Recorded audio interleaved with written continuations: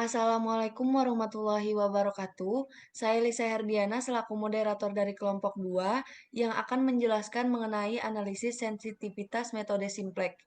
Baik, di sini saya akan memperkenalkan anggota kelompok saya.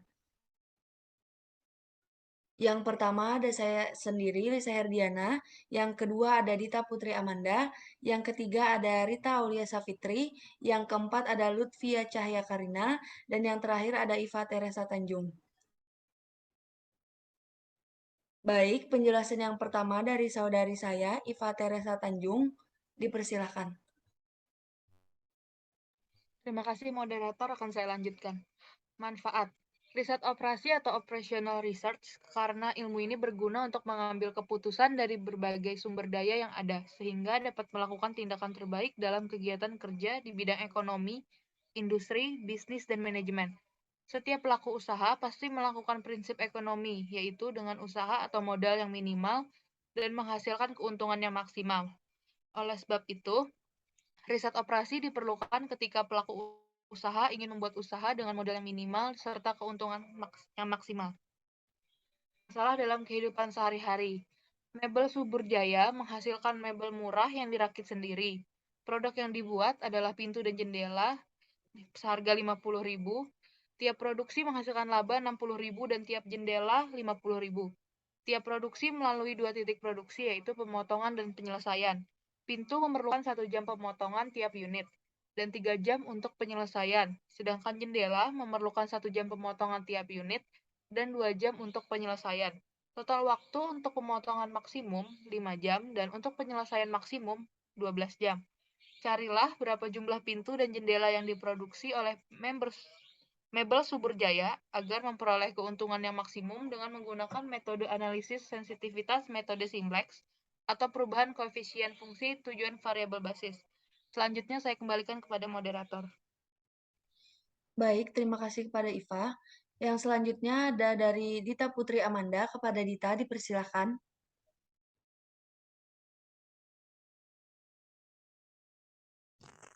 Baik, terima kasih kepada moderator. Selanjutnya ada penyelesaian model. Tambahkan variabel slack sehingga max Z sama dengan 6x1 ditambah 5x2 ditambah 0x3 dikurang 0x4. Z dikurang 6x1 dikurang 5x2 dikurang 0x3 dikurang 0x4 sama dengan 0. Fungsi kendala di mana x1 ditambah x2 ditambah x3 ditambah 0x4 sama dengan 5. 3x1 ditambah 2x2 ditambah 0x3 ditambah x4 sama dengan 12. Fungsi kendala tambahan di mana x1, x2, x3, x4 lebih besar daripada 0. Berikut ini adalah contoh tabel 1 yang berwarna pink, di mana tabel tersebut menunjukkan bahwa diperoleh kolom kunci pada kolom X1 dengan nilai pada baris persamaan tujuan adalah minus 6. Selanjutnya, tabel yang berwarna kuning menunjukkan bahwa diperoleh baris kunci pada kolom X1 dengan rasio terkecil yaitu 4. Selanjutnya, berikut ini adalah hasil dari tabel 1 yang berwarna biru, dapat dilihat di layar berikut ini. Selanjutnya, berikut ini adalah contoh tabel 2 yang berwarna abu-abu, di mana tabel tersebut menunjukkan bahwa diperoleh kolom kunci pada kolom X2 dengan nilai pada baris persamaan tujuan adalah minus 1. Terima kasih. Selanjutnya saya Baik, terima kasih kepada Dita. Penjelasan selanjutnya dari saudari saya Rita Aulia Safitri. Kepada Rita, dipersilahkan. Baik, terima kasih moderator. Berikut ini akan menentukan baris kunci. Baris X3 NK sama dengan 1 dibagi 1/3 hasilnya 3. Selanjutnya, baris X1 sama dengan NK sama dengan 6 dibagi 2/3 hasilnya 6. Nilai terkecil dari 3 dan 6 adalah 3, maka baris kuncinya adalah X3, dan angka kuncinya 1/3. Selanjutnya menentukan baris alimentari untuk mendapatkan tablo. Berikut rumus tablo yang baru. B1 aksen sama dengan B0 dikurangi negatif 1, B1 aksen. B1 aksen sama dengan 3 dikali B1. B2 aksen sama dengan B2 dikurangi 2/3 dikali B1. Didapatkan nilai di fungsi tujuannya 1, 0, 0, 3, 2, 27. Selanjutnya nilai X1 dari NK sama dengan 2, X2 sama dengan 3. Z sama dengan 6 dikali 2, 12, ditambah 5 dikali 3, 15. Hasilnya 27. Next. Analisis sensitivitas. A. Perubahan fungsi tujuan. Untuk meneliti apakah perubahan dari fungsi tujuan akan mengubah solusi optimal yang diperoleh dengan menggunakan metode simplex diperoleh tablo optimal sebagai berikut. Pada baris Z, kolom Z sama dengan 1, X1 sama dengan 0, X2 sama dengan 0, X3 sama dengan 3, X4 sama dengan 2, NK sama dengan 27. Next slide. Dari tablo ini dapat didefinisikan BV variabel-variabel basis sama dengan X2, X1, NBV variabel-variabel non-basis sama dengan X3, X4. Demikian XBV koefisien matriks variabel-variabel basis X2, X1. XNBV koefisien matriks variabel-variabel non-basis X3, X4. B. Perubahan koefisien fungsi tujuan untuk variabel basis seperti tablo yang ada di bawah ini. Selanjutnya saya kembalikan kepada moderator. Terima kasih. Terima kasih kepada Rita. Penjelasan selanjutnya dari saudari saya Lutfia Cahya Karina. Kepada Lutfia, dipersilakan. Baik, terima kasih moderator. Diketahui bahwa C1 adalah keuntungan produksi pintu atau koefisien dari variabel basis. Dengan demikian, yang mengalami perubahan adalah koefisien CBV. Karena perubahan koefisien variabel basis mengakibatkan solusi optimal juga akan berubah. Berdasarkan soal yaitu memaksimumkan keuntungan. Maka agar tablo tetap optimal, koefisien C1 harus non-negatif. Asumsikan tablo tetap optimal, misalkan C1 berubah dari 6 menjadi 6 plus delta. Akan dicari batas perubahan C1 agar tablo tetap optimal dengan menggunakan sifat 1.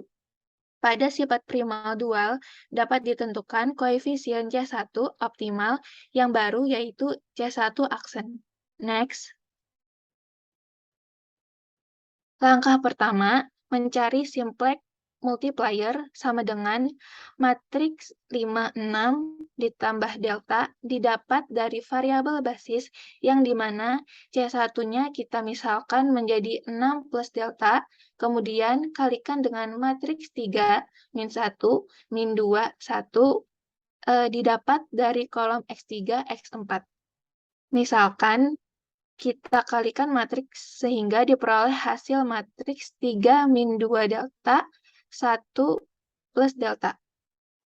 Langkah kedua, kurangi nilai-nilai simplex multiplier ini dengan fungsi tujuan yang original dari variabel-variabel non-basis awal. Karena nilai non-basisnya 0 kali 0, 0, maka nilai siklus multipliernya tetap 3 min 2A, 1 plus delta. Agar tablo tetap optimal, maka C1 baru atau C1 aksen harus lebih besar dari sama dengan 0.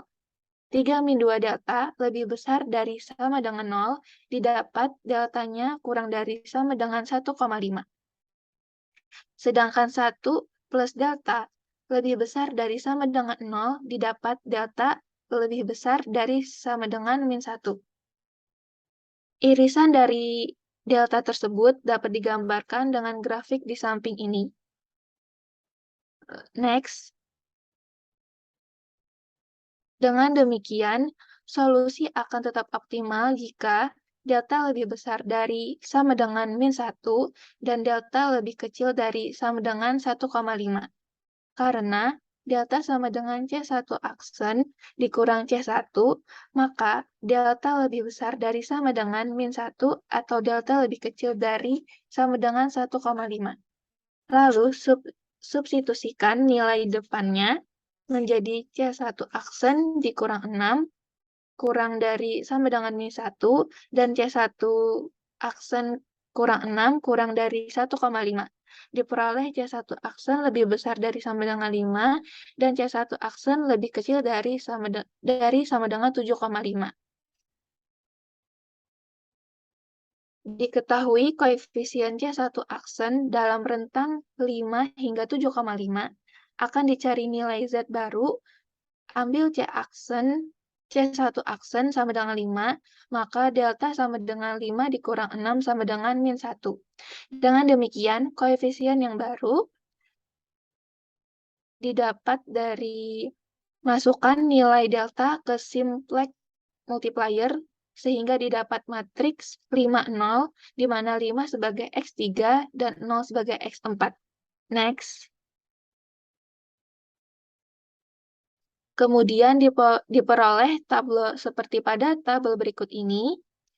Solusi optimal dengan X1 sama dengan 2, X2 sama dengan 3, kita substitusikan dengan nilai Z baru sehingga didapat Z barunya 25. Selanjutnya saya kembalikan kepada moderator. Baik, terima kasih kepada teman-teman yang telah menjelaskan. Saya akan membacakan kesimpulan pada analisis sensitivitas metode simplex berikut. Dengan menggunakan analisis sensitivitas untuk optimalisasi keuntungan produksi mebel dengan metode simplex, perubahan fungsi tujuan variabel basis diperoleh kesimpulan bahwa 1. Metode subur jaya memperoleh sebanyak 2 pintu dan 3 jendela dengan memperoleh keuntungan maksimal sebesar Rp27 atau Rp270.000. Yang kedua, untuk memperoleh keuntungan maksimal mebel Subur Jaya harus memproduksi pintu dengan batasan produksi 5 lebih kecil dari 7,5. Jika keuntungan pada produksi pintu mengalami penurunan menjadi 5 atau Rp50.000, maka keadaan ini akan tetap optimal. Baik, saya selaku moderator memohon maaf jika terdapat kesalahan pada penjelasan-penjelasan yang ada. Sekian, Assalamualaikum warahmatullahi wabarakatuh.